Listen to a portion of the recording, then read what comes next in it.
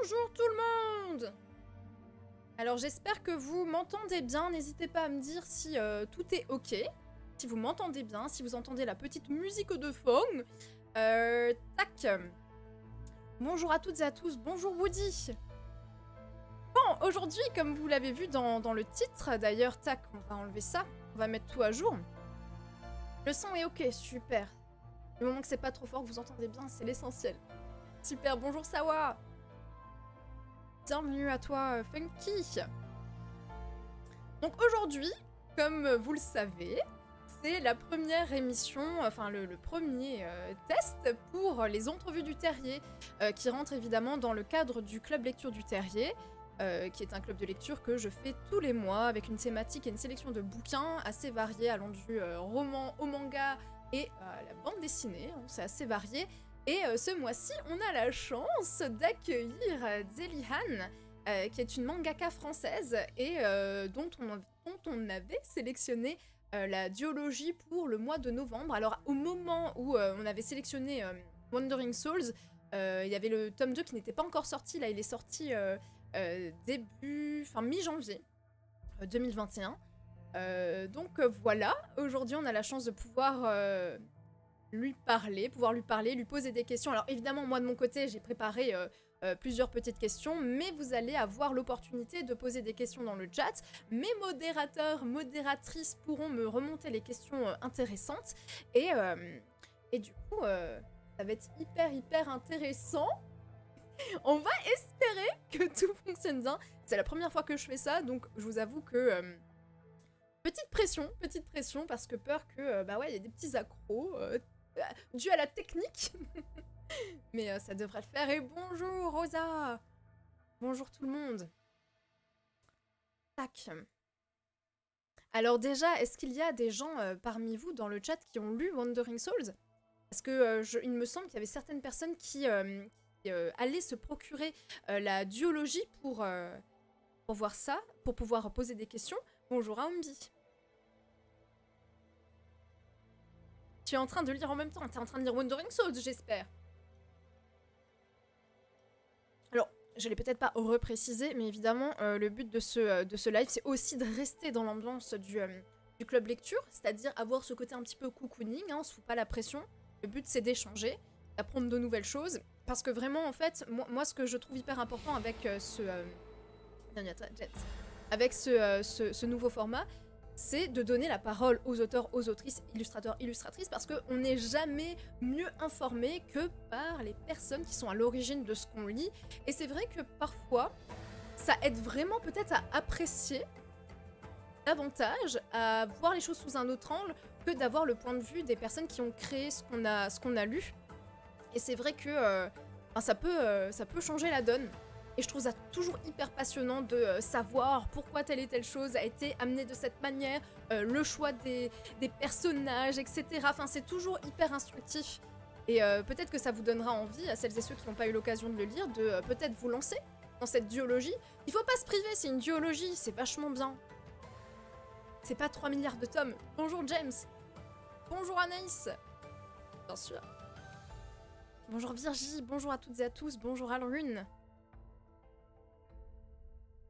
C'est gentil. Alors écoutez, moi je pense qu'on va pas attendre plus longtemps, hein. On va quand même se mettre gentiment avec Zelihan. Ah, est-ce que vous êtes prêts dans le chat? Est-ce que vous êtes on fire? Je vous montre pas Zelihan si vous êtes pas on fire dans le chat. Oui, maintenant je fais du chantage, ok? Allez, oui. Bon, allez, je pense que vous l'avez mérité. Ça va, quoi. Coucou ma belle, coucou tout le monde. Installez-vous bien avec votre petit plat, votre petite boisson. C'est le moment de papoter avec Zelihan. Bonjour Zelihan. Coucou. Bonjour.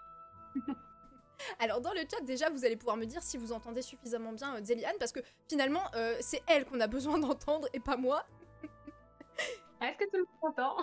Alors Donc du coup, merci beaucoup Zéliane d'avoir accepté de participer à cette petite émission, si on peut appeler ça une petite émission.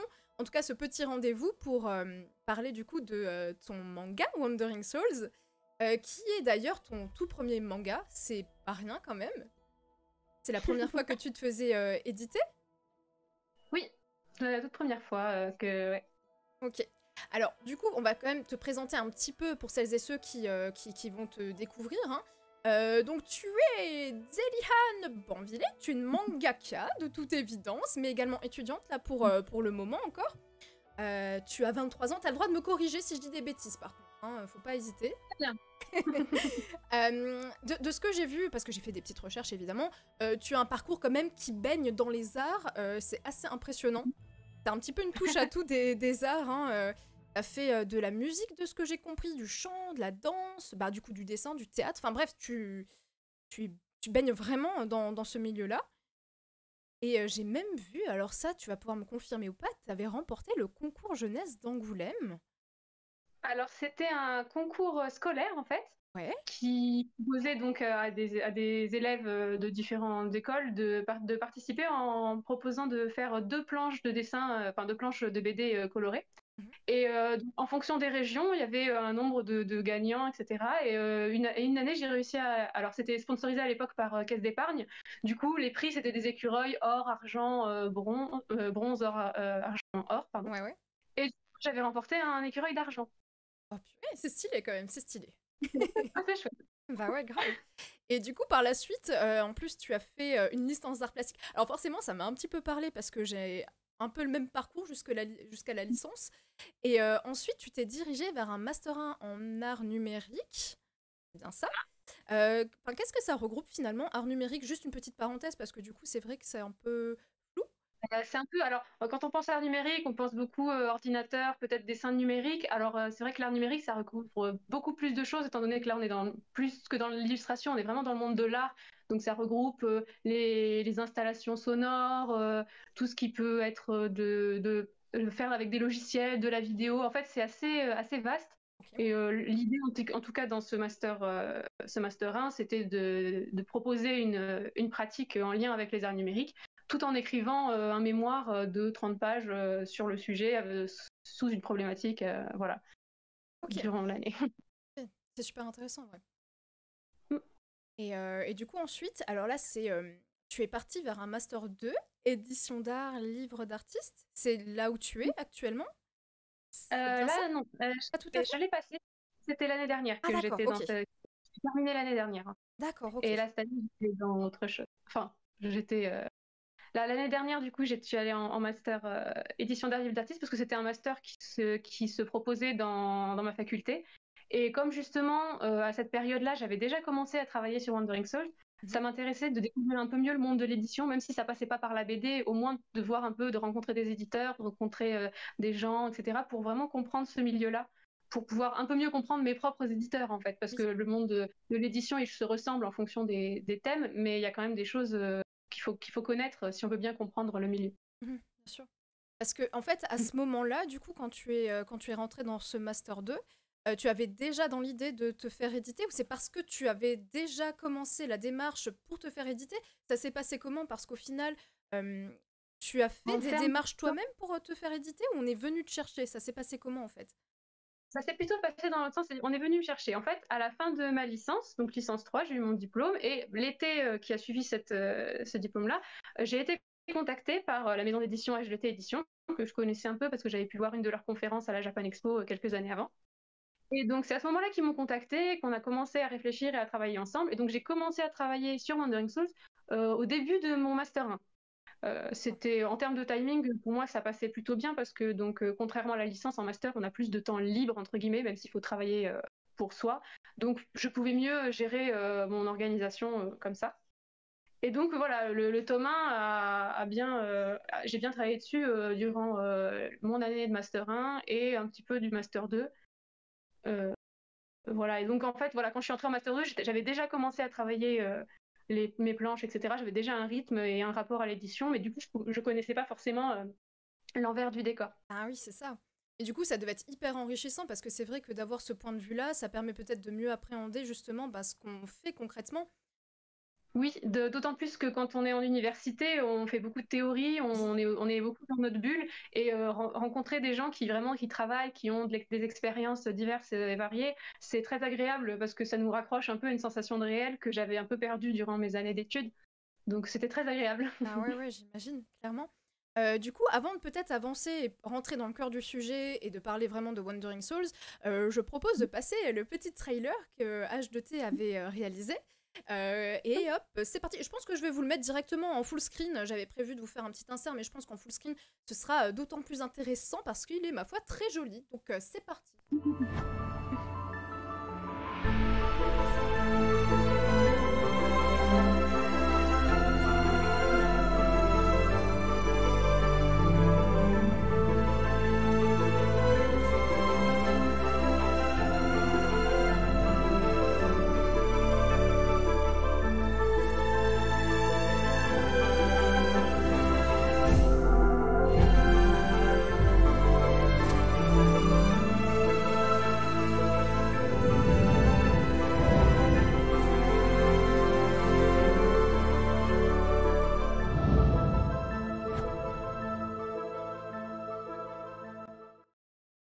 Voilà, ils ont vu la petite bande-annonce, ce qui me permet quand même de peut-être aussi tout simplement vous lire le résumé pour qu'on puisse un petit peu planter le décor, même si on va un petit peu rentrer plus en détail dans ton histoire. Donc, Ethan est une jeune orpheline qui vit dans un village de chasseurs au cœur des montagnes. À cause de sa capacité à communiquer avec les dépouilles d'animaux, elle mène une vie isolée des autres membres de sa tribu. Mais alors qu'elle fait une chute mortelle du haut d'une falaise, Ethan se régénère sous les yeux des villageois qui, terrorisés, décident de la bannir. Pour la jeune exilée, ce jour marquera le début d'un voyage extraordinaire à travers les terres des dieux oubliés, les Shagai, et c'est dans un temple abandonné qu'Ethan fera une rencontre inattendue qui bouleversera sa vie à jamais. Juste ça. Alors forcément, moi j'ai beaucoup aimé. Et je me demande, enfin bon, j'ai 3 milliards de questions là qui me viennent déjà en tête parce que forcément, ne serait-ce que sur le mot Shagai, mais je pense qu'on y reviendra un peu plus tard. Peut-être déjà, comme tu le disais, toi tu as commencé le bouquin en Master 1, mais du coup au niveau de ta pratique du dessin, c'est quelque chose qui t'a toujours suivi, t'as toujours eu un attrait pour les mangas ou peut-être que c'est venu sur le tard. Ça s'est passé comment pour toi? Alors moi j'ai toujours beaucoup dessiné, déjà toute petite, c'est vrai que j'ai été un peu baignée là-dedans. On m'a toujours fourni le matériel, etc. Donc j'aimais beaucoup le dessin. Et j'aimais bien aussi raconter des petites histoires. Et moi j'ai découvert le manga plutôt vers mes 8-9 ans, quand mon père a trouvé, en rentrant du travail, un carton avec les 20 premiers Dragon Ball. Et du coup, c'est à cette époque-là où j'ai commencé à les lire. Bon, ils étaient dans le sens français, et tout, donc c'était les anciennes éditions. Et c'est un peu plus tard qu'au fur et à mesure, j'ai commencé à en lire de plus en plus. Et c'est vrai que ma deuxième série que j'ai lue en entier, qui a commencé à vraiment me poser dans l'univers du manga, c'était Chocolat et Vanilla de Moyoko Hano. Donc j'étais un peu petite. J'avais beaucoup aimé, mais j'avais été très frustrée parce que, ayant lu 20 tomes de Dragon Ball, voir la série s'arrêter au 8e tome, ça m'avait énormément choquée. Ah oui, Et j'imagine, en oui. fait, à ce moment-là, en fait, je me suis dit, bah, puisque c'est comme ça, moi, je vais écrire ma propre histoire, comme ça, je serai pas frustrée de la fin d'une autre histoire. Et en fait, j'ai commencé, moi, à me faire des petits carnets avec des petites histoires que j'écrivais. J'avais presque un rythme professionnel. Des fois, pendant les vacances, je me faisais une semaine où j'écrivais ma petite histoire, je la dessinais, etc. Donc, c'est vrai que j'avais déjà commencé un peu à faire ce travail-là petite. Après, j'ai eu un peu moins de temps parce qu'au collège, donc j'ai fait beaucoup d'activités artistiques et musicales. Donc c'est à cette époque-là à peu près que j'ai fait beaucoup de chant, de théâtre, etc. Et après, bon, j'ai continué un peu dans mon coin à dessiner. Plus tard, j'ai pris quelques cours de modèles vivants, de dessin à partir de statues, de plâtre, etc. Et voilà, en fait, j'ai toujours dessiné, j'ai toujours réfléchi à des histoires, même si j'ai commencé à envisager ça comme un métier que vers le lycée à peu près. D'accord, ah oui, bah, c'est quand même relativement toi en vrai hein, d'envisager ça au lycée parce que souvent bah, on n'a pas vraiment d'idée au lycée donc ouais, c'est quand même c'est chouette. Et du coup, ah, mince, je me posais une question et là elle vient de s'échapper. Oui, parce que en fait, c'est vrai que ça on n'y pense pas nécessairement, mais quand on est mangaka, illustrateur, dessinateur et qu'on scénarise en plus, ça demande de porter énormément de casquettes en même temps. À la fois celui de dessinateur où il faut dessiner, mettre en mouvement ce qu'on imagine, mais en plus il faut être scénariste, c'est-à-dire savoir comment on va amener notre histoire, comment on va découper, etc. Et c'est vrai que ça, de ce que tu me dis, c'est quelque chose finalement qui a été la première impulsion. Toi, t'écrivais plus des histoires que de les dessiner, c'est ça? Ou c'est vraiment, tu faisais les deux directement? En fait, j'aimais le dessiner, donc je dessinais. Et comme D'accord. j'aimais aussi raconter des histoires, en fait, les deux se sont portés l'un l'autre, en fait. En fur et à mesure j'écrivais, enfin, que j'imaginais une histoire, parce que bon, j'écris très peu, j'imagine beaucoup. Au fur et à mesure que j'imaginais des histoires, j'avais envie de la dessiner. Et du coup, le fait aussi, ce qu'on sait pas vraiment, c'est quand on est mangaka ou pas, euh, le fait d'imaginer des histoires, ça nous force à apprendre à dessiner des nouvelles choses parce que d'un seul coup, on se rend compte qu'il faut qu'on sache dessiner une voiture ou qu'on sache apprendre la Ouais, perspective, parce que c'est clair. sinon, on n'est pas dans l'histoire, etc. Et du coup, ça porte un peu toute une formation en dessin. Alors bien sûr, on s'aide de livres, voilà, de vidéos, d'images, on regarde beaucoup autour de soi. Mais c'est quelque chose qui a grandi en même temps. Et c'est vrai que je pense que ça peut être très difficile pour un illustrateur, par exemple, qui s'est toujours concentré sur la pratique du dessin, d'un jour se dire je veux écrire mon histoire et en fait de ne pas avoir encore de base scénaristique, de base de découpage, etc. Qu'il faut vraiment à ce moment-là refaire tout un apprentissage. Euh, et ça peut être un peu difficile quand on n'a pas fait comme ça juste pour le plaisir dès Ben, l'enfance. ouais, carrément, c'est clair, hein, parce que c'est pas un exercice évident du tout. Et du coup, moi, je me suis demandé par rapport à Wandering Souls, est-ce que, donc, du coup, de ce que tu m'expliquais, c'est plutôt la maison d'édition qui est venue vers toi. Est-ce que toi, Mhm. tu avais, enfin, comment dire, est-ce que tu avais des amorces de cette histoire-là, ou est-ce que tu as tout créé? Est-ce que peut-être tu avais juste un personnage ou une ambiance, un élément qui t'a permis de te lancer dans Wandering Souls, ou ça a été vraiment construit enfin, comment dire, brique par brique, avec la maison d'édition? Comment ça s'est passé? J'avais des bribes, en fait ça faisait partie des petites histoires où je prévoyais de faire un one-shot par exemple pour m'entraîner justement. Et j'avais, par exemple, j'avais déjà le personnage d'Aiten. C'était le personnage qui était le plus abouti dans l'histoire parce que c'était le personnage principal, naturellement. Mhm. Et donc, voilà, je savais que voilà qu'elle allait faire partie de l'histoire. J'avais aussi, en fait, c'était un duo avec le personnage de Nonos qui était un peu différent à l'époque. Et c'est en fait, donc moi à la base j'ai posé mes bribes, j'en ai parlé à l'éditeur, et ensuite on a ensuite travaillé pour essayer de trouver une histoire sur 2 tomes qui est de la cohérence, qui crée un univers, etc. Et donc il y a beaucoup de choses qui ont changé, beaucoup de choses qui sont restées, et ça a créé l'œuvre qui est là aujourd'hui. D'accord, ok, je comprends, ouais. Alors attends, parce que du coup, je veux juste regarder un petit peu au cas où s'il y a peut-être des questions qui pop en même temps. Ouais, c'est magnifique, hein, effectivement. Là, apparemment, tes illustrations parlent à beaucoup de monde. C'est vraiment cool. Je regarde juste, tac, voilà, comme ça ce sera plus joli à regarder. Parce qu'en même temps, là que je vais te poser des questions, je vais essayer de mettre quelques planches de ton manga pour qu'on ait un petit peu des supports visuels.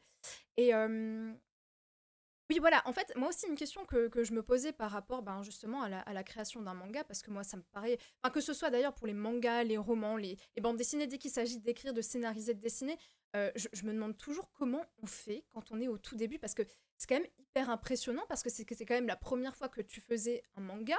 Alors, de ce qu'on comprend, tu as quand même toujours eu cette pratique-là de dessiner, de scénariser, etc. Mais quand même, de passer le pas, de faire un manga, ça implique énormément de choses, parce que ça implique de. Surtout que là, on est sur une duologie, donc ça demande de scénariser d'une certaine manière. On ne peut pas se permettre certainement de s'attarder sur certains points. Il faut peut-être aller à l'essentiel. Donc, il faut penser à beaucoup de choses en amont. Et j'imagine qu'il faut réfléchir au découpage des planches. Ça, c'est quelque chose qui vraiment m'impressionne. Comment on sait, comment on fait pour faire du découpage de planches? Parce que c'est quand même pas évident. Comment tu as abordé tout ça, ça devait être un peu vertigineux au début, non? Alors, bah en fait, les planches de BD ou comme de manga, alors elles n'ont pas forcément les mêmes règles, mais elles ont des règles en fait. Elles ont des nombres de cases obligatoires, des idées de plans, par exemple. Moi, quelque chose que j'avais pas du tout remarqué avant de commencer Wandering Souls, c'est que en fait, souvent dans une histoire, dans un manga par exemple, le personnage principal dans l'action, il va tout le temps plutôt être tourné de droite à gauche, parce que justement, comme le sens de lecture, il est de droite à gauche, le personnage principal, il va tendance à se déplacer, même dans les cases, dans ses plans, il va se déplacer de droite à gauche. Et moi, par exemple, le chapitre 2 de Wandering Souls, je l'avais fait à l'envers. J'avais fait le personnage qui allait tout le temps, alors que le sens de lecture était de droite à gauche, Aiten allait tout le temps de gauche à droite. Et du coup, ça a créé des problèmes de lecture qui ont fait que j'ai dû reprendre toutes les planches et les refaire. Bon, j'étais pas table du croquis, donc ça allait, mais j'ai dû refaire toutes les planches dans l'autre sens. Et ça, c'est des petites choses qu'on apprend au fur et à mesure en dessinant. Le fait qu'il faille varier les plans, essayer de situer un peu l'espace, donc poser quelques décors de temps en temps pour pas qu'on ait l'impression que les personnages flottent dans l'espace.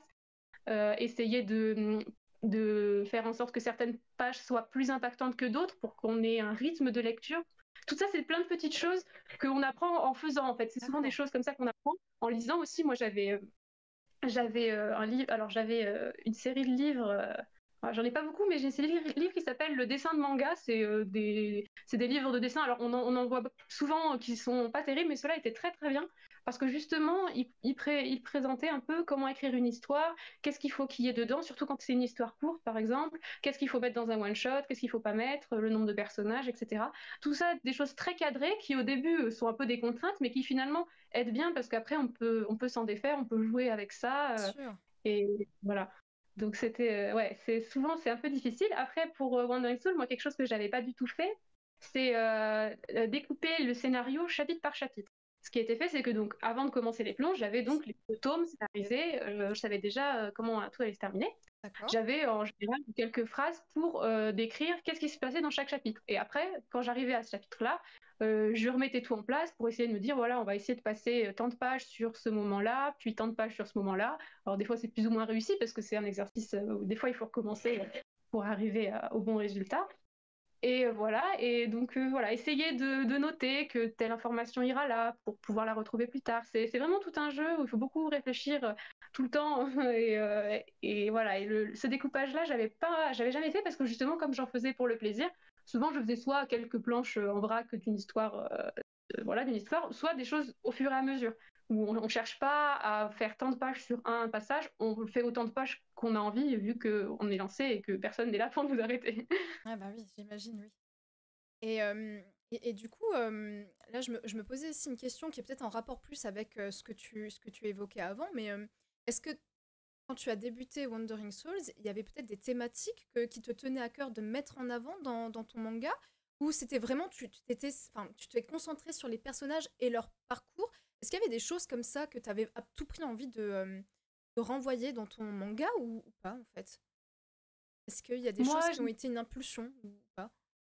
C'est vrai que moi, ce que j'aime beaucoup enfin, ce que souvent j'essaye j'aime bien faire quand j'écris un manga, c'est le développement de personnages. Donc c'est vrai que j'aime bien pouvoir montrer qu'un personnage a évolué durant son histoire et donc de faire, voilà, de jouer là-dessus. Ça se voit beaucoup dans Wandering Soul. Je pense que ça se retrouve assez, notamment dans le personnage d'Aiten. Et donc c'est vrai que souvent j'utilise des thématiques où voilà, des personnages. Alors attendez, nous avons une petite coupure. Pas d'inquiétude, tout va bien. Alors, je pense que c'est juste une petite perte de connexion, vous inquiétez pas. Hop là, je vais retourner sur la conversation. Hop là. Alors. Tout est sous contrôle, ça arrive. Les connexions sont pas toujours évidentes.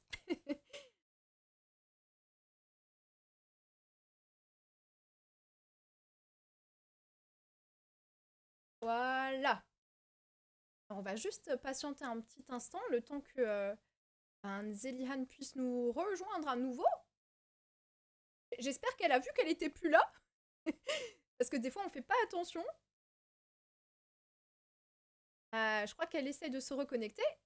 C'est bon, t'es là, Bichette? C'est bon, on t'entend, mais il n'y a pas de souci, t'inquiète pas. C'est peut-être juste un petit problème de connexion. Faudra juste que tu reprennes où t'en étais, je suis désolée. Pas de souci. Où j'en étais Quand est-ce que ça a coupé? Bah du coup, j'ai été perturbée par comment ça s'appelle, la coupure. Si tu peux reprendre dès le début, parce que ça a coupé quand même assez tôt dans ton explication. Donc, pour résumer, moi, parmi les thèmes que j'aime bien, c'est essayer de montrer qu'un personnage a évolué dans une histoire. Donc, tout le développement de personnage, c'est quelque chose qui Voilà. m'intéresse beaucoup et que je préfère voilà, Oui, présenter. ça se ressent pas Et mal sur Ayten, effectivement, ouais. sur Rated. Et aussi, là, ce qui me vient, c'est aussi que j'aime bien représenter les éléments naturels, ce côté un peu contemplatif qu'on retrouve dans certains mangas, où voilà, on se sent un peu libre aussi, on a l'impression d'être dans un autre monde, et ça, c'est quelque chose que j'aime beaucoup. Ouais, et ça se ressent. Et d'ailleurs, par rapport justement à un petit peu à toute cette nature, etc., on a l'impression, quand on regarde ton manga, qu'il y a peut-être des inspirations amérindiennes. Tu sais, avec ces groupes de chasseurs, c'est au milieu de la nature, on ne sait pas réellement quelle époque c'est, parce que vu que c'est complètement déconnecté de toute technologie, ça pourrait être très bien notre époque comme une époque antérieure, on ne sait pas réellement, vu que c'est vraiment isolé, entre guillemets, c'est dans les montagnes. Est-ce que c'est le cas? Parce que dans un autre temps, alors ça c'est peut-être c'est une interprétation personnelle, donc je ne sais pas s'il va y avoir un lien ou pas, mais tu vas pouvoir me dire, parce que j'ai l'impression, enfin moi je me suis posé une question par rapport au Shagai. Je me suis posé une question par rapport au mot en lui-même, parce que comment dire, j'ai pensé au mot shakai en japonais, qui signifie société. Et du coup, Ah, il y a un peu cette notion ouais, de groupe, de communauté, de vivre ensemble qui, justement, est quand même assez centrale dans Wandering Souls, que ce soit du mhm. côté d'ailleurs des humains ou des Shagai. Et justement, cette question d'appartenance, non-appartenance dont souffrent Ayton et Z est quand même très, très, très présent. Donc, est-ce qu'il y a un lien ou est-ce que jour je suis partie beaucoup trop loin ou est-ce qu'il y a d'autres origines? C'est c'est une drôle de coïncidence parce que pour le coup, le mot Shagai, il existe. Et en fait, c'est un mot d'origine plus, plus du côté mongol, qui veut tout D'accord. simplement dire osselet. Le jeu des osselets, en fait, c'est là d'où sont basés les os bleus, en fait, leur forme et Ok. le fait qu'ils doivent être un certain nombre, etc. C'est basé sur le jeu des osselets. Et en fait, j'ai cherché un petit peu comment on appelait les osselets dans différentes langues. Et donc, justement, du côté mongol, en fait, ça s'appelle les shagai, en fait. C'est un mot comme ça Ah, c'est que j'ai super repéré. chouette. Et c'est Super. drôle que c'est vrai qu'on peut aussi avoir cette interprétation. Et c'est vrai que donc tu parlais de culture amérindienne. C'est vrai qu'au début, c'est un petit peu, c'est des choses qu'on retrouve pas mal, enfin, qu'on a l'impression de retrouver. C'est vrai quand on voit le design d'Aiten, de Z et de Nonos. Mais c'est vrai que disons que par expérience, je me suis un peu plus intéressée du coup au côté voilà plus asiatique, Asie de l'Ouest, Ouais. bah voilà des montagnes plus dans ce côté-là. Mais il y a voilà en fait j'ai remarqué parfois qu'il y a certains lieux qui se ressemblent beaucoup entre la culture amérindienne et cette culture-là. C'est des Mhm. choses qui se mélangent. Et moi, j'essaye pas vraiment d'être très collée historiquement, très calée historiquement dans mes histoires, parce que comme j'écris des histoires fictives et fantastiques, moi, ce qui m'intéresse, c'est que mes éléments, ils aient un lien entre eux, mais pas forcément un lien avec notre réalité. Sûr. Et du coup, je m'inspire un petit peu de tout ce que je trouve, etc. Il y a même des choses qui sont typiquement françaises dans Wandering Souls. Par exemple, à un moment donné, je crois que c'est dans le chapitre 3, il y a une petite cabane en pierre où, où Aiten dort une nuit. Et ça, c'est quelque chose qui existe près de chez moi, en fait, des petites cabanes de bergers qui existent. Ok, Donc voilà. c'est hyper intéressant. Mais en fait, c'est ça qui est vraiment hyper chouette parce qu'au final, ben, euh, d'un simple mot, il peut y avoir il y a peut-être des liens finalement entre les différentes cultures et comment dire, comment les mots ont évolué et comment ils ont été peut-être aussi interprétés. Donc c'est hyper Mm. intéressant, c'est vraiment hyper intéressant. Et d'ailleurs, ça me faisait parce que je me pose aussi des questions. Quand tu enfin, quand tu crées une œuvre, je pense que tu as ce truc où tu as peut-être envie de donner du sens à pas mal de choses, tu sais, de la chose la plus futile à la chose la plus importante, justement en faisant des recherches sur les mots, sur quel mot va pouvoir avoir une signification, etc. Et du coup, bon, bah, avec le mot Shagai, on comprend bien que ben, tu es allé chercher justement quelque chose qui avait du sens avec ton histoire. Est-ce que ça a été peut-être le cas avec, je sais pas, les prénoms des personnages, je sais pas, d'autres petites choses? Est-ce qu'il y a des... T'as fait des recherches pour ton background, en fait, même de manière générale? Pour les prénoms, alors Z c'est venu naturellement et au final ça a bien collé à une interprétation que. Après moi il y a certaines interprétations que des fois je garde pour moi juste pour Sûr. justement ne pas les oublier. Mais dans le cas de Z, disons qu'à la fin de l'histoire, il y a quelque chose il y a un mot qui pourrait se rapporter à quelque chose, à une traduction d'un autre mot. Euh, voilà, donc je n'en Et- dis pas plus pour Ah, ceux qui n'auraient pas lu. Oui, oui. Et pour Peyton, moi, je sais que pour les prénoms notamment, je cherche beaucoup à la sonorité parce que c'est bien d'avoir une signification, mais le lecteur, il va pas forcément aller chercher la signification du prénom. Donc c'est bien aussi qu'il sonne bien et qu'il donne envie de faire qu'il soit facile à retenir parce que ça c'est aussi quelque chose qui je trouve important pour une histoire. Mais voilà, c'était plus un peu pour cette sonorité-là, Peyton, que j'avais gardée. D'accord, ok. Et voilà, après, c'est vrai qu'il n'y a pas beaucoup de mots à part ces trois-là, enfin, à part Eiten, Z. Bon, Nonos, c'était peut-être pas trop difficile à Oui, deviner. il y avait quelque chose. Voilà. Ah, d'ailleurs, Mais, Nonos qui est vraiment la petite ouais, mascotte, quoi, vraiment. Et c'est vrai que finalement, enfin, parce que j'ai aussi regardé un petit peu certaines choses qui avaient pu être dites sur Internet, etc. Et c'est vrai que, euh, comment dire, Wandering Souls, c'est pas toujours évident de le classer parce que... alors moi, je croyais même que c'était un seinen, mais c'est plus un shonen, mais en même temps, c'est un peu ce qu'on a envie parce que t'as quand même, j'ai l'impression, une liberté de ton et d'expression, de thématique dans ta duologie. Est-ce que ça a été effectivement le cas? Comment ça s'est passé? Est-ce que tu avais peut-être aussi des contraintes scénaristiques, des contraintes dans les thématiques que tu devais aborder avec la maison d'édition? Comment ça s'est passé? Est-ce que d'ailleurs, tu as été, comment dire, accompagné par ta maison d'édition? Parce que même là, je pense, c'est ça sur quoi je voulais rebondir avant, justement dans la découpe des cases, est-ce que tu as vraiment été seule dans le découpage, dans la manière dont tu veux faire, ou est-ce que tu avais quand même des accompagnateurs, accompagnatrices dans tout ce processus? Comment c'est en fait quand tu travailles avec une maison d'édition? Alors, le cas de H2T, il est un peu particulier parce que justement, c'est une maison d'édition de création. Donc, H2T, c'est pour deux, c'est pour le fait qu'il soit deux. En fait, il y en a une à la communication et un à la création Oh, d'éditeur. Et donc, moi, ok. j'ai beaucoup travaillé avec celui de la création, justement pour mettre en place tout ça. Et d'un côté, on est assez libre. En fait, moi, dans mon cas, j'ai commencé donc une histoire assez courte où j'avais bien délimité le contenu de mes chapitres. Et en fait, ça se joue sur des discussions, sur parfois des détails de chara design, des détails de scénario. Parfois, pour Wandering Soul ou comme pour, en général, on propose plusieurs fins pour voir un peu laquelle plairait le plus ou laquelle serait la plus logique, la plus intéressante à raconter. Et donc voilà, moi je sais que comme bon, j'étais un peu habituée à découper, j'ai eu besoin au tout début, au niveau par exemple des marges, de tout pour le côté vraiment technique, j'ai eu besoin d'un peu d'accompagnement pour savoir voilà quel format je devais offrir, enfin filer mes pages à l'éditeur.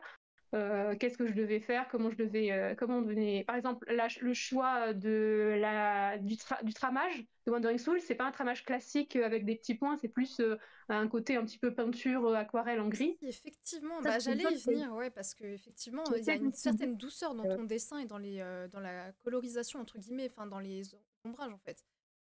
mm. Excuse-moi, je t'ai coupé. Ça se voit beaucoup dans le premier tome où tout est très gris. Après, j'essaye de travailler un peu plus les contrastes au fur et à mesure que l'histoire se change un peu.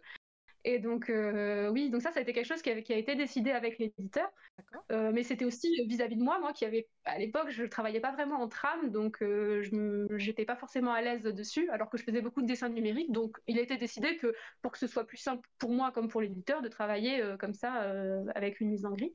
Et D'accord. du coup, de créer une ambiance, voilà, un côté un peu doux, mais qui surprend par ses aspects noirs et ses aspects un petit peu plus violents. Et pour ce qui est du découpage, en fait, moi, je proposais, enfin, en général, c'est beaucoup d'échanges. Donc, j'envoie mon storyboard, mon éditeur corrige si jamais, par exemple, il y a une case qui n'est pas bien tournée, ou si, voilà, par exemple, Oui. si j'ai inversé le personnage dans chaque case, et ben, il va me le faire remarquer.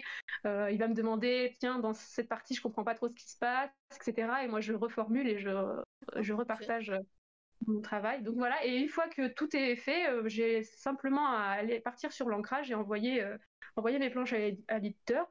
Ouais. Et en général, lors de la mise en page du livre final, quand il y a quelques cases qui ont été faites ou qui sont un petit peu ratées, parce que sur le coup, il fallait la sortir Mhm. pas trop vite, trop lentement, et ben, je la reprends. Et du coup, pour le volume relié, on a les corrections, etc. D'accord, ok, très bien. Donc en fait, ouais, tu avais quand même une certaine liberté, mais si tu en avais besoin, tu pouvais quand même avoir comment dire, un soutien finalement de ta maison d'édition pour être accompagné. Ok, Pas de problème si j'avais des questions, etc. C'était toujours des échanges. Voilà, parfois on n'était pas d'accord sur certaines choses, mais bon, en discutant, on a toujours pu trouver un terrain d'entente. Donc ouais. voilà, c'est vraiment ce qui était important dans un projet, surtout pour un premier projet. Quand on écrit des histoires dans son coin, on s'imagine que écrire un manga, c'est faire ce qu'on veut, écrire une histoire et d'avoir vraiment cette liberté Mm. artistique qu'on a peut-être quand on est écrivain, etc. Mais comme c'est un produit très industriel, très commercial, etc., il faut quand même que ça puisse plaire aux gens et on peut pas tout se permettre. Même si moi j'avais pas beaucoup de choses à changer, il y a toujours des petites choses qui peuvent être améliorées et c'est bien de s'ouvrir, de pouvoir discuter avec un éditeur pour savoir qu'est-ce qui serait le mieux pour l'œuvre en fait. Bien sûr, totalement. Et puis ça, c'est vrai que c'est un point qui est quand même hyper important parce que c'est vrai, bon, quand on est lecteur, lectrice, on se rend peut-être pas forcément compte de l'impact que ça a, mais il faut pas oublier que, ben, évidemment, un manga, ça reste un livre, donc un produit de consommation. Et effectivement, C'est il y a ça. des petites choses qui doivent rentrer en ligne de compte. Mais puis, oui, de toute façon, après, c'est aussi ça le jeu. À partir du moment où on se fait éditer, ça veut dire qu'on n'est plus tout seul dans son coin. Donc, potentiellement, qu'on peut aller peut-être plus loin ou aborder peut-être des choses, aller dans des angles qu'on n'aurait peut-être pas forcément, peut-être même envisagé si on avait été seul dans son coin. C'est toujours intéressant, Ouais. finalement, hein, de parler avec des gens. Mais du coup, là, je me posais une question, du coup, pour Wandering Souls. Là, tu parlais d'ancrage, de trame, etc. Euh, Tu fais tout du coup à la main ou en numérique? Parce que tu disais avant que tu faisais pas mal de dessins numériques. Là, ça s'est passé comment pour Wandering Souls? Alors pour Android Souls, j'ai travaillé donc mes planches sur un format donc de papier. Donc Oui, j'ai ok. je les ai au loin, je pourrais peut-être aller les shipper Ah dans un oui. carnet. Donc, j'ai travaillé donc au crayon puis à l'ancrage. Donc c'était un peu la première fois que je travaillais à la plume, mais j'ai essayé d'essayer vraiment de dessiner avec une plume et de l'encre, un peu à l'ancienne, Waouh, ah parce que c'est ouais. quelque chose que j'ai. Je trouve que ça a un cachet qui me plaisait. Et c'est qu'au niveau du tramage ou de la mise en couleur, par exemple, des planches, enfin des planches couleurs ou des couvertures, que je passais à l'ordinateur parce que c'est un gain de temps et d'argent parce que les trams ça coûte cher, c'est vraiment très très très important. Et voilà, donc c'est un peu un mix des deux, mais le principal, le dessin principal, c'est toujours traditionnel avec de l'encre, un crayon. Voilà. Ok, ok.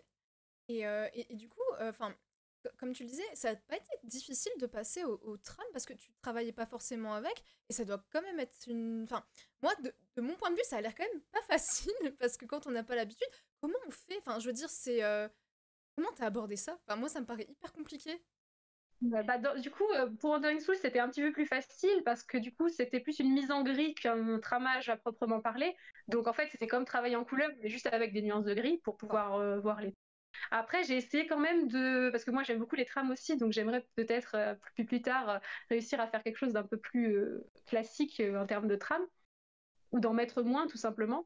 Et donc, mais là dans ce cas-là, du coup j'ai aussi appris en fait au fur et à mesure. Hein, sur mes logiciels, j'essayais de trouver des trames qui pouvaient s'adapter à certains effets, etc. Des fois, je changeais un peu d'effet, je testais des choses. C'est vrai que voilà, quand on j'ai l'impression, enfin, moi, mon intuition, c'est que quand on dessine un manga, que ce soit dès le début ou même à la fin de sa vie, on apprend toujours, c'est toujours un exercice. On apprend toujours de nouvelles choses, on peut toujours essayer des choses.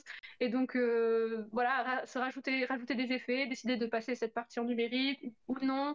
Donc, c'est toujours un peu du tâtonnement à essayer de nouvelles choses, de nouvelles techniques, à discuter avec d'autres artistes pour essayer de shipper des techniques pratiques. Ouais. Voilà, donc c'est un des tâtonnements tout le long, donc c'est pour ça aussi que la qualité du dessin ou même du tramage peut évoluer dans une seule œuvre, et ça se voit dans certaines œuvres, même en termes de dessin. Je pense à Fruit Basket, en termes de dessin, au début, il y a un style qui est maîtrisé, et vers la fin, c'est presque plus du tout le même style.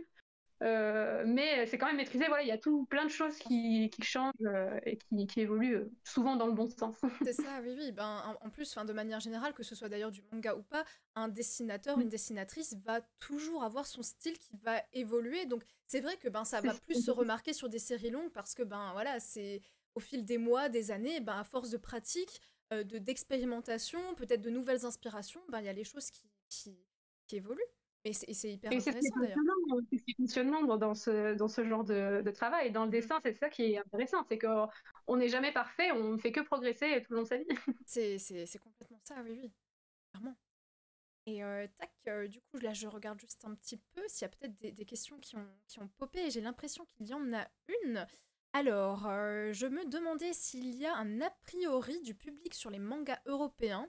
Genre, c'est pas vraiment des mangas ou trop d'impact de la culture européenne par rapport au marché du manga asiatique. Est-ce que vous êtes bien reçu globalement, autant par le public que les professionnels? Ah, j'imagine en tant que mangaka française, hein, je pense que c'est ça. Je pense que c'est ça, oui. Alors, je pense qu'il y a un a priori sur les mangas européens. Après, je trouve qu'il se voit de moins en moins parce que finalement, le manga s'exporte assez dans le monde et le manga français, en tout cas en France, il commence à y avoir quand même beaucoup de productions Oui. de manga français qui vraiment valent le coup. Donc voilà, donc c'est quelque chose qui se voit. Après, vraiment, j'ai pas eu de cas où on m'a dit qu'on n'avait pas envie de lire Wandering Souls parce que c'était français, ou des très rares. Et c'est vrai que voilà, donc c'est pas forcément quelque chose qu'on va ressentir au quotidien. C'est quelque chose qu'on peut ressentir soit en tant que lecteur, en se disant tiens, cette œuvre-là, elle est française, est-ce que ça vaut le coup? Moi, je sais que comme je suis française, j'étais toujours, quand j'étais pas éditée, j'étais toujours un petit peu jalouse des œuvres françaises parce que je me disais ah, c'est incroyable, c'est des gens qui ont réussi, Oui. Ça paraît j'ose pas le lire. inaccessible, Voilà, c'est presque. quelque chose Ouais. c'est dit ah est-ce que ce sera bien mais ah j'ose pas le lire etc. Et en fait en lisant souvent le ressenti que j'avais c'était que j'étais très fière de ces auteurs qui ont pu arriver jusque là et j'étais très contente de pouvoir lire leurs œuvres parce que ça c'était pas possible il y a quelques années donc voilà. C'est vrai ça. Moi je pense que c'est quand même une bonne chose que le marché du manga s'exporte à plusieurs populations sans vraiment faire attention, parce qu'une histoire, c'est une histoire, et même si l'origine va faire... On a une petite coupure, pas de panique. Pas de panique. Attendez voir. Je suis de retour. Ah, tu es de retour, bon, on t'entend. Par contre, Voilà. la cam, elle a de nouveau coupé, je crois.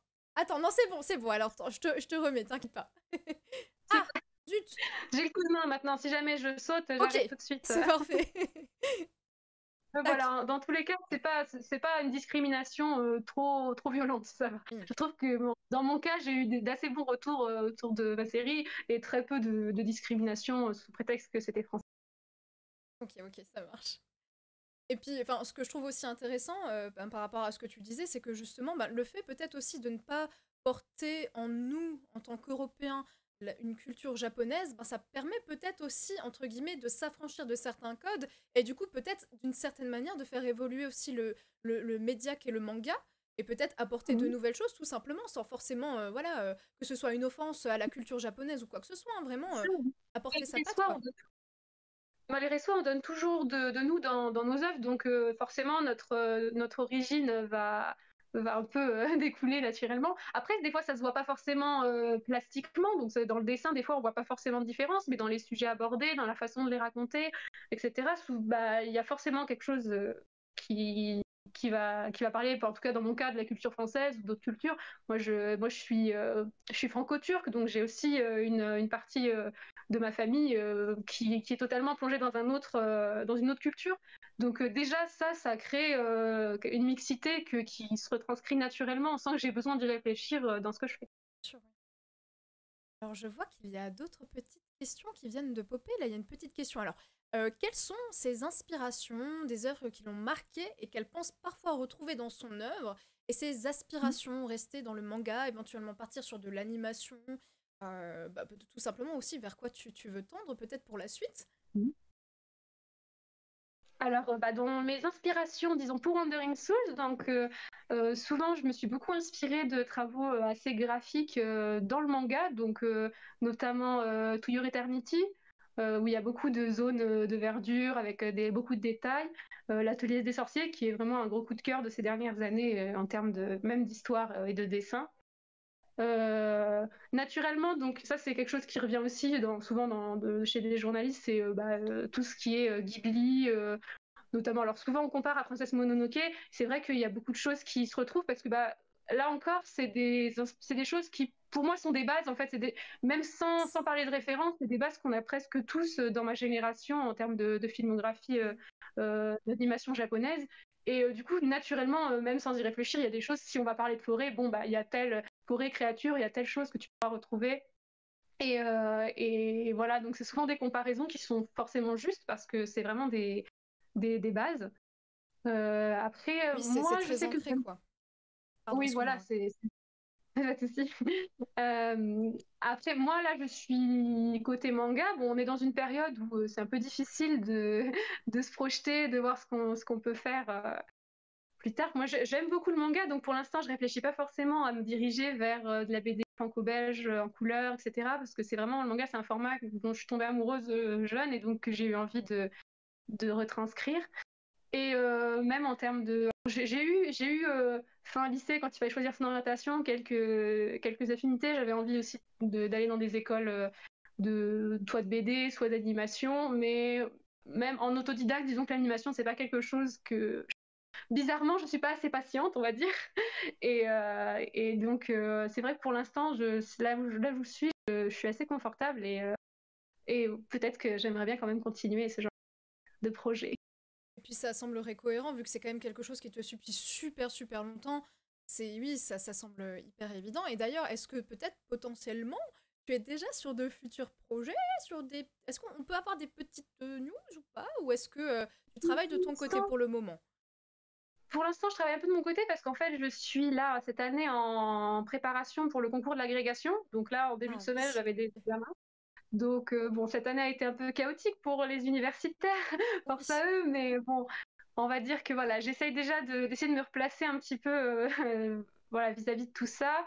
Et bon, moi, je pense qu'on entendra parler de moi parce que j'ai quand même encore envie de continuer à faire du manga tant que c'est possible parce que il y a aussi ça, c'est que pour l'instant, quand j'étais étudiante, c'était quelque chose où je pouvais en faire et continuer d'en vivre, mais si un jour je dois quand même avoir une vie de famille, etc., rien n'indique que je puisse continuer à travailler dans la BD parce que c'est quelque chose qui est très très difficile pouvoir en vivre, on va dire. Voilà, je n'exclus pas le fait de devoir faire des pauses si jamais j'ai besoin de gagner plus d'argent, Ah, etc. Enfin voilà, vraiment pour parler de façon terre à terre, c'est le but d'un travail, c'est quand même de pouvoir manger, de pouvoir gagner sa vie. Donc même si on a des rêves, il faut aussi réfléchir. Enfin pour moi, il faut aussi réfléchir, avoir des routes de secours en cas de problème. C'est aussi pour ça que j'ai fait des longues études. ah oui, oui, oui, carrément. C'est hyper, hyper important. Et du coup, là, il y a encore une personne, la même qui posait la question juste avant. Est-ce que tu aimerais une version animée Wandering Souls ou pas forcément en tant que mangaka, elle préfère que son œuvre reste papier?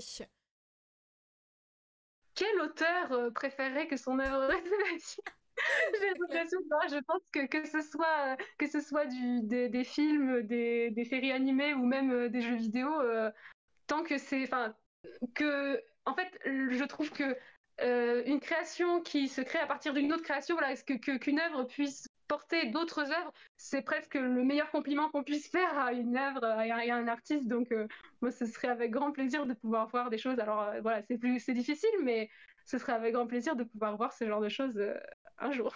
Ah oui, j'imagine. D'ailleurs, bon, petit retour en arrière, je me demandais par rapport aux thématiques que tu as abordées. Alors peut-être que c'est juste, ben, ça a découlé naturellement, mais est-ce que, tu vois, il y a des thématiques que tu as consciemment intégrées dans ton manga? Parce que j'ai l'impression que, bon, déjà, qu'on parle un peu quand même beaucoup d'écologie. Est-ce que c'est quelque chose que tu as vraiment, entre guillemets, intellectualisé, ou est-ce que c'est venu naturellement et ça s'est, enfin, comment dire, naturellement mélangé à ton histoire? Et pareil, enfin, je veux dire, y a quand même un gros travail justement sur les personnages, à tel point qu'on a l'impression qu'il y a un background hyper important et que on pourrait aller beaucoup plus loin que seulement 2 tomes.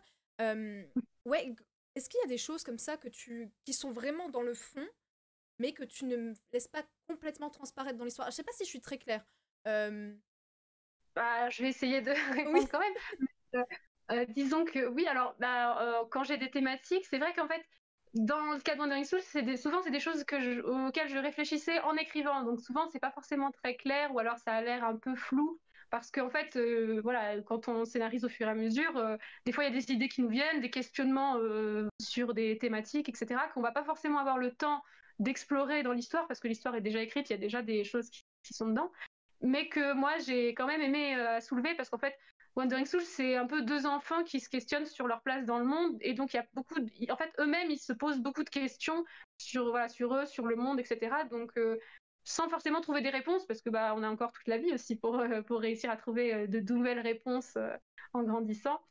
Et voilà, il y a pas mal de questions. Alors voilà, pour mes personnages, c'est vrai qu'ils ont l'air ils ont l'air très fournis parce que justement ils se posent tout le temps plein de questions.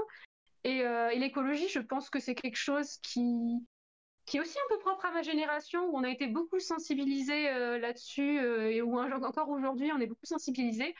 Et souvent, voilà, certains sujets comme ça qui en soi ne font pas de mal, mais qui sont bien de pouvoir, qui est bien de pouvoir retranscrire Mhm. quand on le peut.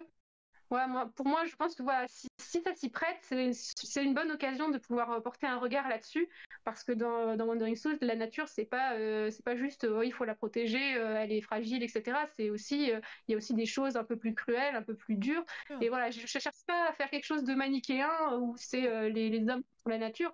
C'est plutôt, voilà, c'est une cohabitation obligatoire et qui se fait parfois dans la douleur ou pas, etc. Donc, j'ai essayé d'un petit peu de montrer ça. Mais ça se sent vraiment parce que effectivement, quand vu qu'on a un petit peu le point de vue des deux parties, entre guillemets, à la fin, effectivement, on ne peut pas vraiment se positionner parce que les deux ont leur place, mais c'est vrai que c'est la cohabitation qui est difficile. Et clairement, enfin, ton œuvre n'est pas du tout manichéenne, et c'est ça qui la rend hyper crédible et intéressante et haletante, et c'est pour ça qu'on est hyper impliqué. Et c'est pour ça aussi que je pense qu'on s'attache autant aux deux personnages. On va pas évidemment spoiler, mais c'est vrai que la fin du tome 2, allez, la petite claque. Moi, je l'ai beaucoup aimé. J'aime bien ce genre de fin. Donc, on va pas rentrer dans les détails encore une fois, mais pour celles et ceux qui liront, vous verrez, la fin est quand même hyper intéressante. Moi, forcément, ça me fait penser à des fins un petit peu à la Ghibli. Enfin, toute ton œuvre de manière générale, parce que ça nous apporte ce qu'il faut pour réfléchir et laisser place à notre imagination tout de même, tu vois, dans ton œuvre. Et ça, j'aime vraiment beaucoup. Et c'est pas une fin tranchée, c'est une fin, voilà, un petit peu Ouais, c'est ouverte ça. quand même. Et ça, je trouve, enfin, j'ai trouvé ça génial, quoi. Merci. Mais oui, comme je disais, les œuvres des studios Ghibli m'ont beaucoup influencé, même dans ma façon de penser. Donc c'est normal de retrouver des choses voilà, qui transpirent ce côté, ce genre d'histoire qui, voilà, qui n'ont pas forcément de fin stricte, de fin avec vraiment un parti pris. Donc voilà, je pense que c'est normal que ça se retrouve dans mes œuvres. Ah ouais, ouais, ouais. Et alors attends, parce que je crois qu'il y a encore une petite question. Est-ce que alors qu'est-ce que tu conseilles aux gens pour commencer? Parfois, certains veulent débuter directement avec une tablette lumineuse A3, ouf, ouais, oui, sans vraiment passer par le crayon. Quel est ton avis du coup par rapport à tout ça? Alors, donc, comment débuter en dessin, c'est ça? Ouais, en gros, c'est ça. Comment En débuter gros. le dessin? Ouais. Alors, moi, je suis une grande fan du crayon papier, donc moi, je dirais que le, le, le matériel ne va pas forcément changer votre manière de dessiner. L'important, c'est de beaucoup observer, de beaucoup lire. Si vous aimez la BD, lisez beaucoup de BD. Si vous aimez les mangas, lisez beaucoup de mangas. Si vous aimez les films, regardez beaucoup de films, parce qu'en fait, même dans les séries, on peut retrouver des idées graphiques intéressantes. Et oui, moi je suis du genre à prendre des feuilles d'imprimante et dessiner dessus au stylo avec tout ce qui me passe par la main. Après, quand on veut se lancer dans des choses plus professionnelles, donc on veut passer à des dessins sur l'ordinateur, pouvoir les poster sur Internet, etc. Moi j'ai commencé en dessinant avec une petite tablette sans écran de Wacom, Ouais, les les petites Wacom. noires. Alors au début c'est une galère parce que ça change complètement notre rapport au visuel, au dessin, parce qu'on ne peut pas regarder ce C'est qu'on ça. dessine, on est obligé de regarder l'écran. Et c'est vrai que c'est difficile, mais une fois qu'on le maîtrise, ça devient assez intuitif. Et moi, j'ai passé beaucoup de temps à dessiner là-dessus. Et il y a quelques années, je me suis acheté une plus grande tablette parce que je me suis rendu compte voilà, que j'allais devoir travailler un petit peu plus vite et peut-être en plus grand. Donc, j'ai fait le choix des tablettes graphiques Ok. en essayant voilà, de chercher aussi les rapports qualité-prix parce que des fois, selon ce qu'on fait, ça vaut pas forcément le coup de prendre soit une trop grande, soit une trop petite, etc. Mais quand on débute vraiment, Je pense que il faut aussi se laisser le temps de comprendre ce qu'on aime dans le dessin. Est-ce qu'on aime faire des formes ou est-ce qu'on aime cette sensation qu'on a avec un crayon, etc. Parce qu'une fois passé sur une tablette graphique, bon, on peut toujours dessiner au crayon à côté, mais dessiner sur une tablette graphique, ce n'est pas du tout le même ressenti. Et même si de plus en plus de tablettes s'en rapprochent, c'est quelque chose qui parfois peut dégoûter. Et c'est dommage, par exemple, d'acheter une tablette et de se rendre compte qu'elle n'est pas du tout adaptée à notre façon de dessiner et finalement qu'on n'en utilise jamais. Ce que j'avais beaucoup fait, c'était de tester des tablettes dans les conventions. Bon, en ce moment, c'est un peu compliqué, mais à l'occasion. Je crois qu'on a un petit bug. Alors, est-ce que Zillian est encore là? Alors, voyons voir. Attendez. Hop. On va se mettre comme ça en attendant. Je vais lui dire qu'il y a un petit bug.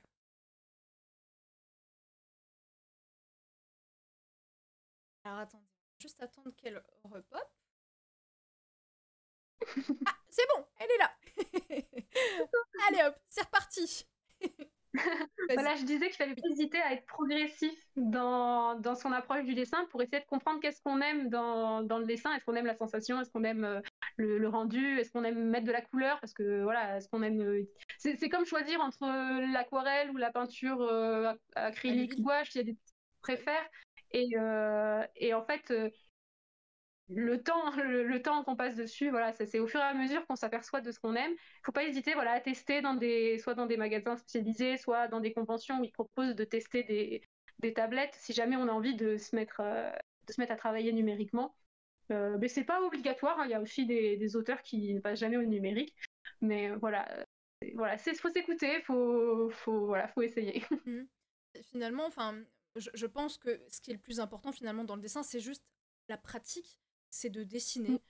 Et forcément, au fur et à mesure, ça rejoint un petit peu ce qu'on disait avant, forcément, ça va évoluer parce qu'on va s'intéresser à des choses, on va vouloir peut-être reproduire, peut-être, je trouve que parfois aussi la reproduction de certaines choses qu'on aime, ça aide à faire évoluer aussi son propre style parce qu'on va voir ce qu'on aime faire, les formes qu'on aime faire, les choses qu'on aime prendre chez tel ou tel style, etc. Et c'est ça qui va forger finalement son trait. Exactement. Et puis, c'est vrai, c'est un très bon conseil de tester les matières, les textures, voir ce qui nous plaît, parce que chaque médium va avoir ses propres techniques, ou on va trouver ses propres techniques d'ailleurs. Et parfois, ça dépend aussi de l'humeur. Par exemple, moi, j'aime beaucoup les traits très fins, mais quand je suis un peu morose, j'aime bien aussi utiliser des gros pinceaux ou des gros crayons qui vont pas me, qui vont me porter vers d'autres formes, etc. Donc, des fois, ça dépend aussi de son ressenti actuel. Donc oui, faut vraiment toucher à tout et pas se limiter, pas se dire que des stylos très chers, ils vont permettre de mieux dessiner. Non, ce qui va permettre de mieux dessiner, c'est vos envies, ce que vous avez envie de dessiner, votre pratique personnelle. Parfois, il ne faut pas se mettre la pression non plus. Il ne faut pas se dire, ah, je dois dessiner absolument tous les jours pour progresser. Non, c'est quelque chose qui doit rester quand même une part de plaisir. C'est pas pour rien qu'on appelle ce genre de métier des passions, parce que voilà, il faut quand même s'accrocher parfois. Mais si c'est un plaisir, ça devient beaucoup plus facile. Ah oui, c'est clair. Et je pense que, alors là, juste pour clôturer la réponse à cette question, ou à moins que tu aies encore d'autres choses à dire, mais je pense que ce qui est important à souligner, c'est qu'une tablette graphique ne vous apprendra pas à dessiner. Je pense que c'est important de le souligner. Si vous voulez apprendre à dessiner, il faut juste dessiner, mais c'est pas la tablette qui tout à coup va rendre votre dessin exceptionnel. Ça, c'est un mythe en fait. Donc, voilà, c'est important de le souligner aussi, ça. Alors, bon, écoute, je regarde un peu si j'avais d'autres petites questions à te poser, parce que c'est vrai qu'on a fait pas mal le tour. Tac, laisse-moi un petit instant. D'ailleurs, est-ce que potentiellement, alors ça c'est vrai que je m'étais demandé, est-ce qu'il y a des questions que tu aimerais qu'on te pose? C'est peut-être étrange, mais est-ce qu'il y a des choses que tu veux aborder, peut-être tout simplement, sans qu'on te les ait posées? Là, après, non, je vois pas trop, mais faut pas hésiter s'il y a des choses que j'ai expliquées qui sont pas très claires ou qu'il y a un petit quelque chose à ajouter, faut pas hésiter à me demander parce que moi je pars un peu dans tous les sens, mais moi aussi, tiens. C'est très bien. Tac. Parce que là, on a à peu près fait le tour. Ouais, est-ce que t'as pas la sensation qu'on a oublié certaines choses par rapport à Wandering Souls, des thématiques peut-être que tu voulais aborder? T'as l'impression qu'on a fait un peu le tour Je trouve que, en tout cas, je trouve que tu as assez bien compris tout ce que j'ai voulu raconter, donc c'est rassurant. Oui, déjà. Mais oui. Alors, où peut-on trouver ta série et combien de tomes penses-tu faire? Alors ça par contre, effectivement, c'est une duologie, ça c'est acté, hein, c'est une série qui est du coup terminée, voilà. Et du coup, c'est aux éditions H2T. Donc, alors là, C'est ça. peut-être que tu peux peut-être mieux répondre, mais il me semble que tu peux directement prendre sur le site de H2T, il me semble. Alors, sur le site, je sais pas, mais en tout cas, il est vraiment disponible dans beaucoup de librairies.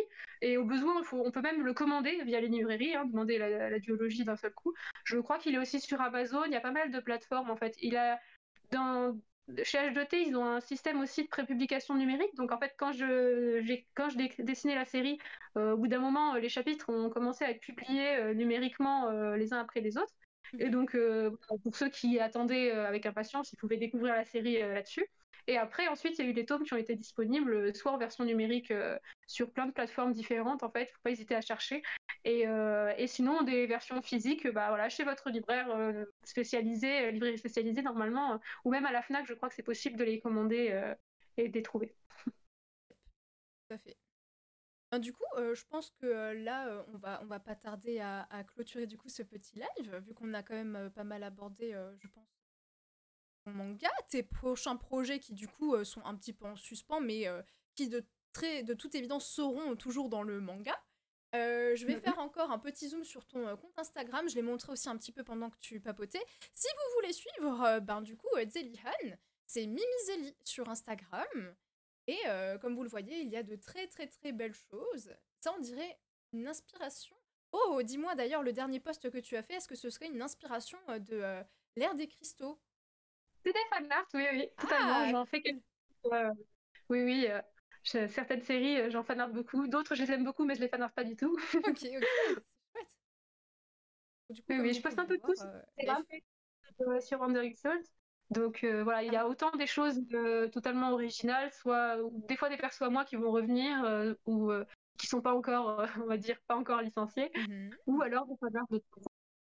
D'ailleurs, quand tu crées des personnages, nécessairement tu leur crées une histoire qui va avec ou c'est juste parce que tu dessines, tu te laisses aller et à force peut-être de les dessiner, est-ce qu'il y a des personnages comme ça qui reviennent et à force de revenir, c'est là que tu leur crées une sorte d'histoire?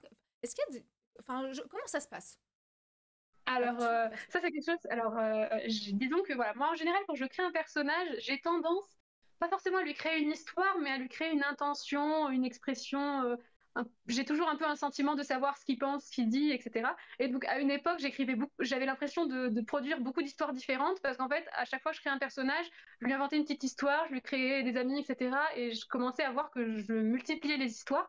Et ça, c'est quelque chose que j'ai essayé de ralentir, parce que je me suis aperçue que je ne pourrais pas tout traiter. Et donc, mais en fait, voilà, en général, quand je crée un personnage, c'est le fait de le créer, d'imaginer son design qui va me porter vers une histoire. Ça a été le cas pour Ethan, où vraiment j'ai commencé à dessiner un personnage. Je me suis dit, tiens, j'ai envie d'une petite coupe de cheveux un peu à la Nausicaa, qui aurait cette expression-là. Et d'un seul coup, je me suis dit, tiens, ça pourrait être une jeune fille qui se sent un peu seule parce qu'elle a une particularité, etc. Et donc, de fil en aiguille, ce sont des choses qui se créent. Et ensuite, voilà, à force de faire ça, souvent ça part d'un personnage et ensuite on crée des personnages qui vont avoir de bons rapports, que ce soit dans les chara-design et dans les caractères, qui auront des bons rapports entre eux, qui pourront être logiques entre eux. Et au fil du temps, ça fait, bon, parfois faire attention parce qu'on a tendance à faire une flopée de personnages. Mais voilà, c'est à partir de là que je crée un peu mes histoires. Je pars pas d'une histoire et je décide de dessiner les personnages de cette histoire. Je pars plutôt des personnages et l'histoire se crée autour d'eux. C'est aussi pour ça que les personnages sont aussi importants dans leur développement. Ok, très bien. Juste, alors petite question, parce qu'il semble que tu l'avais un peu évoqué, il y a moyen que tu nous montres des petites planches, enfin des choses que tu as apportées? Tu m'as dit que potentiellement, peut-être... Voir ce que j'ai. Je vais essayer d'en trouver une qui Ok, spoil pas trop. oui, Je reviens tout de il suite. n'y a pas de souci, vas-y. Comme ça, en attendant, je vous montre encore un peu quelques petites choses. Alors attendez, parce que je sais pas si j'avais terminé de vous montrer, tac, là, les extraits, à moins que ce soit déjà la fin des extraits. Non, ah oui, il y en a beaucoup, hein. Alors attendez, ce que je vais faire pour que ce soit encore plus parlant, tac, je vais tout simplement zoomer dessus, je pense que ce sera encore mieux. Tac, voilà. Vous aurez une bonne vision là, ça devrait être pas mal. N'hésitez pas, hein, si vous avez encore des questions, c'est pas trop tard. allez-y, hein, posez des questions. C'est le moment. Ah bah si, on était à la fin. D'ailleurs, je sais plus si c'était dans l'extrait, mais je vais pouvoir vous montrer aussi un truc. Je vais pouvoir vous les montrer en papier comme ça. Mais en gros, tac. Alors attendez, je vais m'en sortir. Voilà, comme ça. Et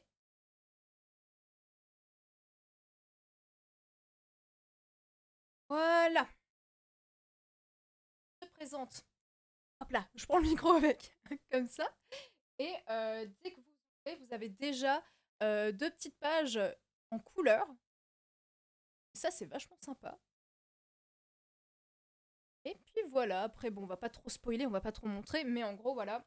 Ça, c'est la couverture du premier tome. Et ça, hop, c'est la couverture du second. Voilà. Alors, dis-moi, enfin, montre-nous, est-ce que tu as des petites choses du coup ou pas? Petites choses, hein. Alors j'en ai sélectionné 3 là. J'ai déjà une image de chapitre, donc qui doit être visible dans le tome ou même sur les aperçus de certains réseaux sociaux. Donc là j'en ai une comme ça. Donc en fait, j'ai ma page comme ça et j'ai décidé de ne pas centrer du tout. Ok, très bien. Est-ce qu'il y a moyen que tu rapproches un tout petit peu de l'écran potentiellement? Bien sûr. Ah oui, c'est parfait. C'est trop joli. Oh, et ça, c'est fait, ça, c'est vraiment technique traditionnelle avec plume et encre, c'est ça? Non, là c'était, alors on ne voit plus parce que j'ai effacé, mais il y avait du crayon papier. Ensuite j'ai ancré et j'ai Waouh. Oh, effacé. c'est sublime. Après sur les planches, je dessine pas forcément, pas toujours au crayon gris parce que ça prend du temps de tout gommer. Alors du coup je suis passée au crayon bleu. Donc là par exemple il y a une planche qui est faite, on voit légèrement le crayon bleu. Bon vous peut-être que vous le verrez pas, mais par exemple là il y a une planche.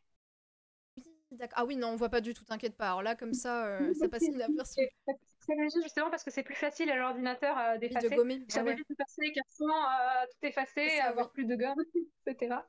Et voilà. Et puis une dernière que j'aime bien, qui vient du volume 1. Hop, celle-là, elle est un peu, je l'ai mis dans mes petits lutins. Oh oui, purée, elle est magnifique cette planche. Oh, c'est trop beau. Et donc ça, c'est du format A4, c'est ça? Ça, oui, c'est un A4 que je redécoupe un petit peu plus petit parce Ouais, qu'après, les formats des pages, il est de 14-19, 14 oui. par 19. Et donc, je travaille sur un peu plus grande pour avoir plus de marge de détail. Et voilà. Et après, je redimensionne numériquement.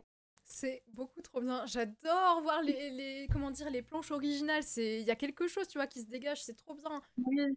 Je trouve. C'est aussi ça que j'aime bien, c'est voilà, parce que tout numérique, après, c'est un peu moins je trouve que c'est un petit peu moins. On n'a pas le matériau, on n'a pas Mhm. le papier à feuilleter soi-même, on n'a pas son propre petit tome en noir et blanc Ah, c'est dans ça, ses oui. lutins. Donc j'aime bien ce côté un petit peu traditionnel. Et ben, les gens du chat trouvent ça, ma foi, magnifique. Ils sont très contents de voir tout ça. Ah, alors attends, parce que là j'ai une question. Est-ce que tu as une boutique Etsy pour vendre tes illustrations ou des choses un petit peu dans ce genre-là? Non, je fais pas de commandes de dessin et je vends pas encore de Mhm. choses. C'est parce que j'ai jamais pris le temps Ouais, de monter ça. Donc, peut-être à l'avenir je m'y intéresserai, mais c'est vrai que ces dernières années j'ai pas eu beaucoup de temps pour oui. le faire. C'est sûr que Donc, déjà faire un manga, ça prend déjà pas mal de temps, plus les études, c'est sûr que ouais, comme ça dit. une sacrée Voilà, et peut-être qu'à organisation. l'avenir, je communiquerai forcément dessus Ok, si jamais ça ça vient. marche. Et ben c'est très bien. Bah, écoute, je pense qu'on va pouvoir clôturer, à moins qu'il y ait encore des petites questions dans le chat. C'est le moment, si c'est le cas. Ah tiens, c'est quoi cette question? Alors attends, on lui a déjà demandé si le pitch du manga qui ressemble beaucoup au début d'Highlander, héros qui meurt, ressuscite et est banni, c'est une référence ou juste une coïncidence sans rapport. Tiens, est-ce qu'on t'a déjà posé cette question? Ah oui, alors j'avais pas vu le film, mais j'avais vu les chromas dessus de Karim Debache. Oui. Et ah oui, alors mon éditeur justement, quand je lui ai parlé du synopsis, il m'a donné quelques références auxquelles ça lui faisait penser. Ça lui a en effet fait penser à Highlander. Ça lui a aussi un peu fait penser à Shadow of the Colossus, Ah bah que oui. des vidéos, etc. Et c'est vrai que je me suis un peu inspirée des designs des monstres de Shadow of the Colossus pour le design des Shagai parfois, ou du moins pour ouais, essayer de trouver une uniformité dans les designs. Mhm. Mais oui, c'est quelque chose dont on m'a parlé. C'est le côté immortel un peu qui fait penser. C'est vrai qu'après, je détourne un peu ça dans mon Insult, mais oui, c'est quelque chose dont on m'a parlé. Ok, ok. D'ailleurs, moi, ça me fait penser à autre chose. Est-ce que tu connais la série de manga Dodoma? Non. Ok, ben essaye de checker un de ces quatre parce que je pense que ça pourrait t'intéresser. C'est une série en 3 tomes et il y a un Déo, petit... Pardon? Emma? Oui, D-O-M-A, voilà, comme ça se prononce. Ouais, et c'est un petit peu dans une mouvance qui devrait te parler. Je l'avais quand même préparé au cas où. Je sais pas, bon, tu regarderas après, peut-être que là tu peux pas le voir, mais en gros c'est ça. Donc c'est une trilogie, et il y a un petit peu ce côté, comment dire, grande, enfin comment dire, grand.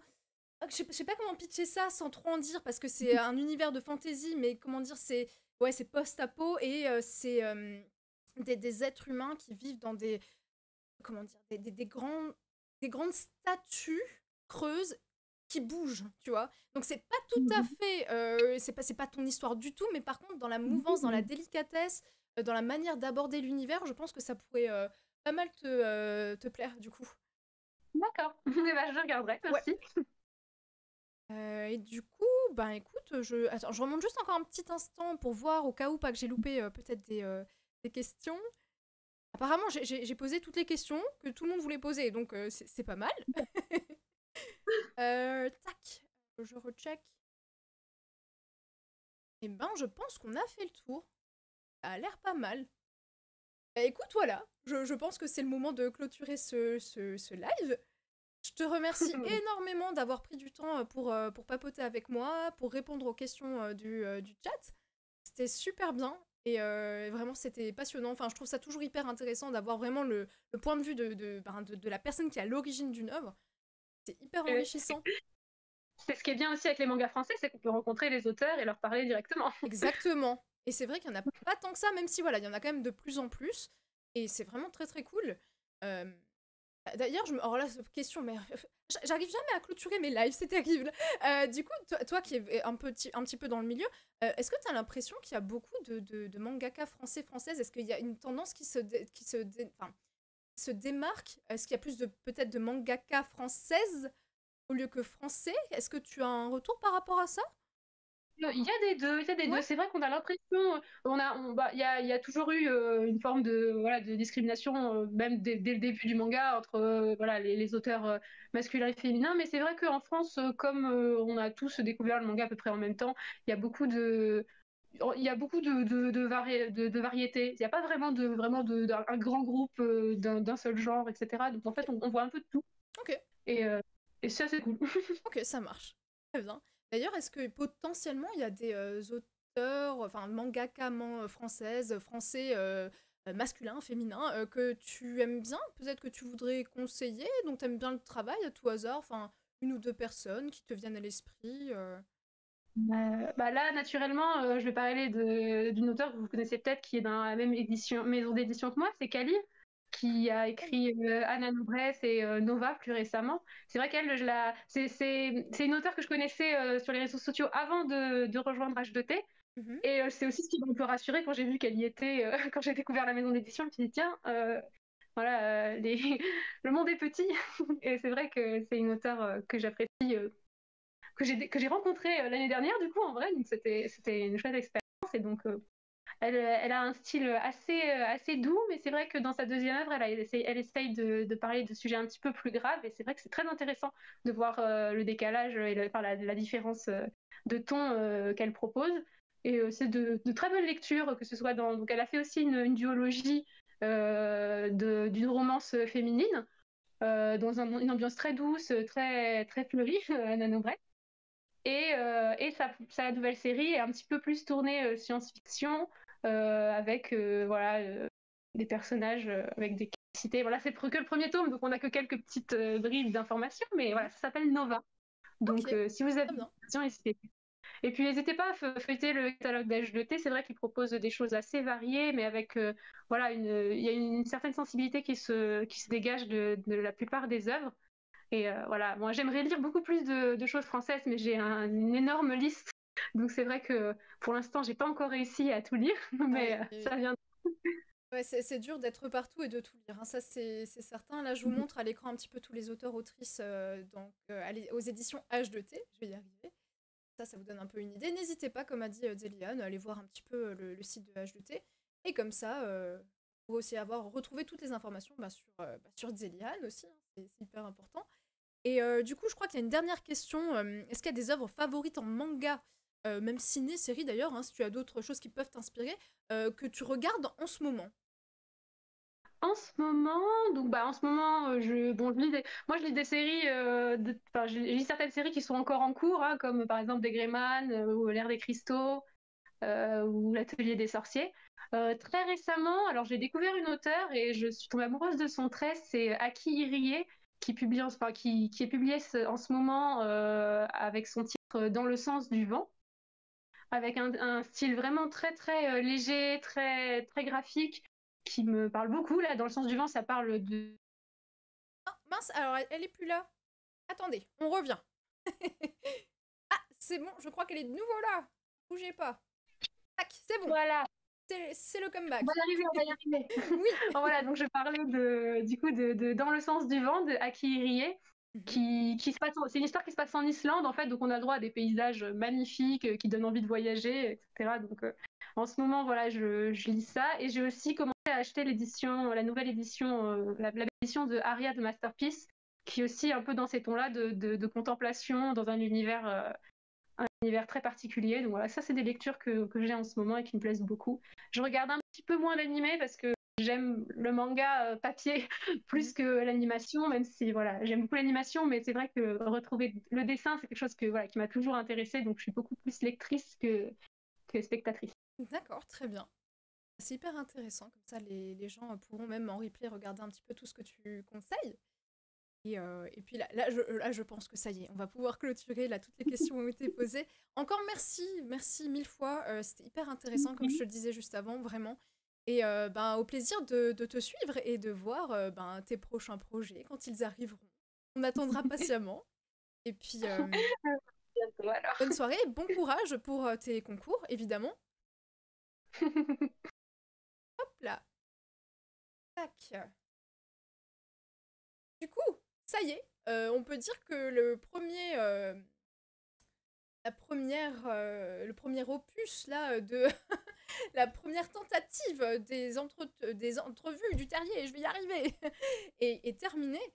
Merci beaucoup d'avoir été là. J'espère, ben d'ailleurs on peut débriefer deux petites secondes. J'espère que ça vous a plu. Est-ce que ça a été intéressant? Est-ce que déjà ça vous a donné envie de découvrir Zelihan? Parce que ça, c'est le plus important. J'espère que ça vous a donné envie, parce que moi, j'ai vraiment beaucoup aimé sa duologie. Et le but pour moi, c'était aussi de transmettre ça en l'invitant. Donc j'espère que ouais, ça a peut-être répondu à certaines de vos questions pour celles et ceux qui ont peut-être lu la série. C'était trop bien, cool. Oui, hâte de lire Wandering Souls, tant mieux, c'est le but. Merci à vous deux, c'était très intéressant. On veut d'autres, oui. Merci Rosa. Ouais. C'était top. Ok, j'ai pas vu grand chose, désolé. C'était super bien. Oui, il faut lire Wandering Souls. En tout cas, c'était un vrai plaisir. Merci beaucoup d'avoir été là pour ce test. On pourra en reparler lors d'un prochain live pour voir les petits ajustements qui seraient intéressants à faire. Parce que, oui, bon, j'imagine qu'il y a peut-être des choses qui sont perfectibles, évidemment. Mais ouais, du coup, si les questions, déjà, vous les avez trouvées pertinentes, c'est l'essentiel. Donc merci beaucoup, merci beaucoup. Je vous fais plein de gros bisous et on se retrouve très vite en live, évidemment. Et bienvenue à toutes celles et ceux qui sont arrivés durant le live. Bienvenue à vous. Bonne soirée à toutes et tous.